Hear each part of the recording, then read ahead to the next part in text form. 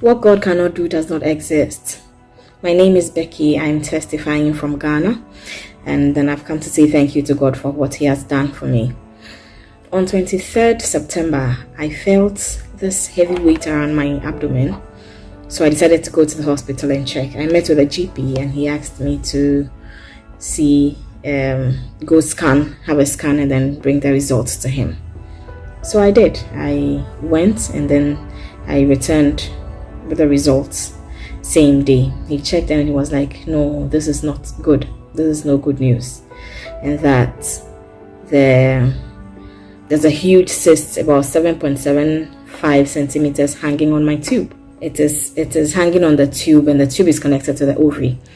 So the size of the thing makes it dangerous, and so I needed an urgent surgery. Because if the thing twists itself, the cyst twists itself, it means it's going to pull along the tube, which would affect the ovary, and then the ovary is going to die off. So it means I won't be able to have a child. I was worried, and so I went home. He said that I should see my gynecologist immediately and have the surgery. So I went home, and when I got home that evening, I keyed into the 25th to the 15th September prayers. It was God show me mercy.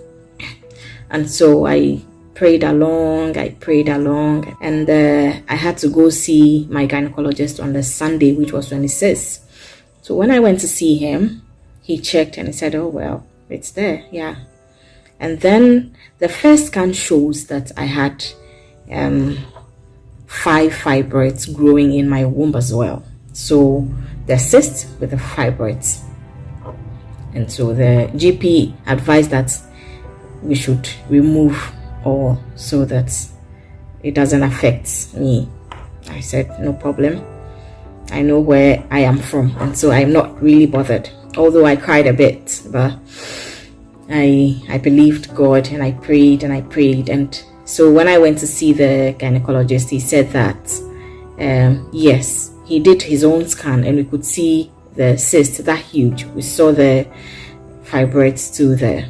And so he said, okay, he can't conclude on anything right now, so we should run other tests. I have to go home, but immediately I feel the pain, I should come, so that we would do the surgery and take it out. Or worst case scenario, he will just do a transvag and then use a needle, pierce it, and then draw the water out. But with that, then it means that the skin is going to be there, and it means it will fill up again. So I could go. He asked me to go and come back in 2 weeks. I did. I went home. I kept praying, believing God, and then administering the communion. So the last time I went, it was last Friday, and when he checked, he said, what did you do? What medicine did you take? And I said, I didn't take any medicine. You didn't give me any medication, so I didn't take anything. I was just praying. I was taking communion. And I was like, wow. Then it worked out.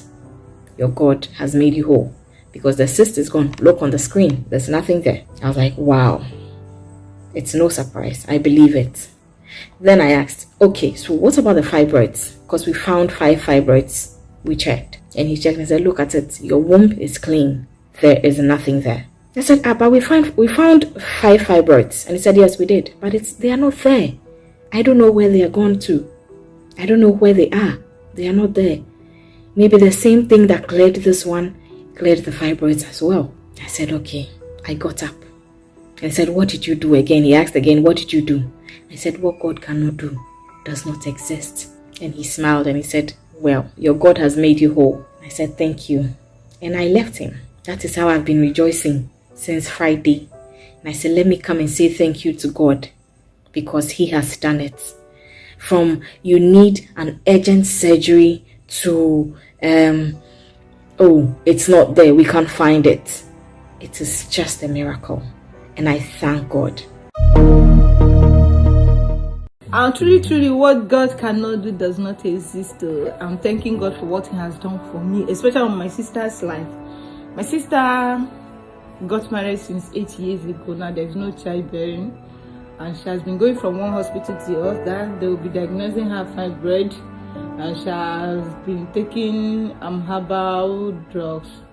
And to the extent herself, she told herself that she's tired of taking herbal drugs. So we booked ourselves to the Lord, and she took everything that concerns her to the NFPPD, following the prayer each time and hoping on what God can do.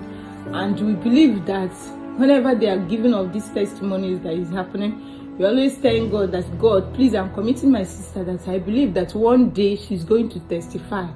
Today, God really do it in our life. She called me when I was listening to the morning prayer, and that is exactly when Pastor Jerry was talking about prophesying about someone that has fibroid, that God is going to do marvelous thing, that God is going to eliminate anything that is not of God in the person's body. And I was claiming it, calling my sister's name, without knowing that the prayer is working, without knowing that God is on the process doing that miraculous thing in her life. So when I was on the process listening to the prayer, I saw her. She sent me a picture on WhatsApp. I refused to open it. I say after the prayers. So after the prayers, I opened it. I saw what she sent to me. She sent voice message to me that she went to the toilet this morning to urinate. Immediately she squatted down in the toilet, she heard a noise. She looked inside the toilet. She saw a huge something, occluded something there. So she rushed out from the toilet with fear. She now squatted down on the ordinary ground. So immediately she squatted down, this bone of fibroids came out from her. So I am here to testify that God has visited us. Truly, what God cannot do does not exist.